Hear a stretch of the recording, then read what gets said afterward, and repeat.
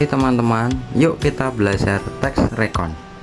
Teks rekon adalah jenis teks yang bertujuan untuk menceritakan kembali suatu peristiwa, pengalaman, atau kejadian yang pernah dialami, baik secara pribadi maupun kelompok. Teks rekon ini bersifat naratif dan memiliki struktur yang jelas, sehingga pembaca dapat memahami setiap informasi di dalamnya. Istilah rekon sendiri berasal dari bahasa Inggris, yaitu recount, yang berarti menceritakan kembali.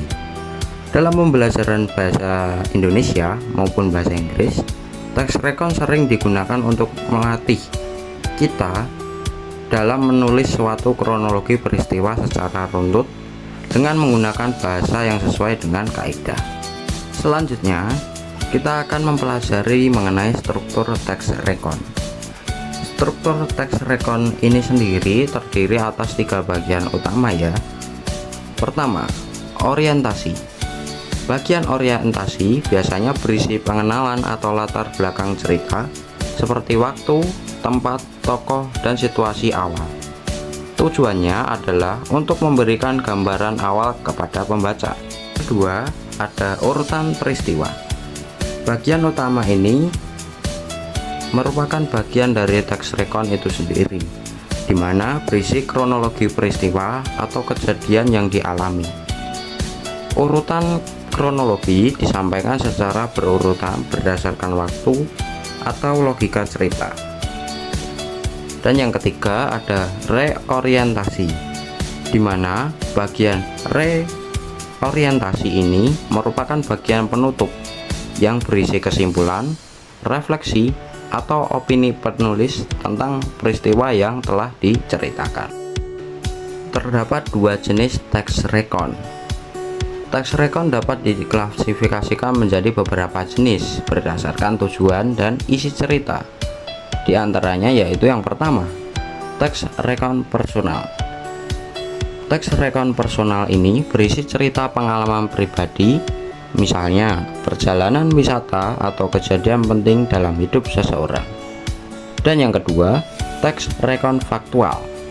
Teks rekon faktual ini menceritakan kembali mengenai fakta atau peristiwa sejarah seperti laporan peristiwa alam, biografi. Teks yang mengisahkan cerita fiksi atau imajinasi penulis, misalnya dongeng atau cerita rekaan, termasuk jenis teks rekon fiksi. Ciri-ciri teks rekon. Teks rekon memiliki karakteristik khusus yang membedakan dari jenis teks lainnya. Terdapat 5 ciri teks rekon, yaitu pertama, berfokus pada individu atau tokoh tertentu. Kedua, disampaikan secara kronologis atau urutan waktu. 3, menggunakan kata kerja aksi dan kata keterangan waktu. 4, memiliki struktur yang runtut, yaitu orientasi, urutan kejadian, dan reorientasi. Dan yang kelima, mengandung detail setiap kejadian secara jelas.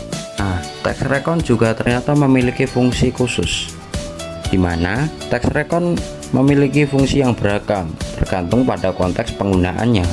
Beberapa fungsi utama dari teks rekon ialah yang pertama, sebagai dokumentasi pengalaman atau peristiwa. Kedua, untuk berbagi pengalaman dengan orang lain. Ketiga, sebagai media pembelajaran bahasa, terutama dalam melatih kemampuan menulis narasi.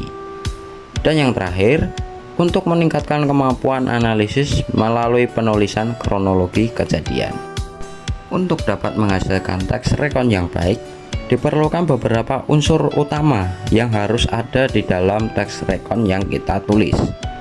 Unsur-unsur teks rekon ini menjadi sangat penting dalam penulisannya.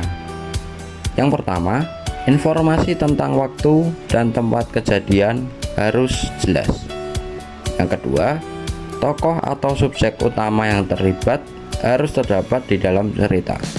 Ketiga, urutan peristiwa yang logis dan sistematis. Keempat, refleksi atau kesan dari penulis terhadap sebuah peristiwa yang telah ditulis juga sangat penting di dalam teks rekon itu sendiri. Teks rekon memiliki ciri kebahasaan tertentu, yang dapat mendukung penyampaian isi cerita secara efektif. Nah, kali ini kita akan membahas nih kaidah kebahasaan di dalam teks rekon itu sendiri. Yang pertama, menggunakan kata kerja aksi. Misalnya, kata pergi, melihat, mendengar, atau berjalan. Kedua, menggunakan kata keterangan waktu. Misalnya, menggunakan kata kemarin, pagi tadi, dan saat itu. Yang ketiga, menggunakan kata penghubung seperti kata kemudian, setelah itu, atau sehingga. Keempat, menggunakan kalimat sederhana untuk memudahkan pembaca dalam memahami isi teks. Dan yang kelima, menggunakan sudut pandang orang pertama atau ketiga.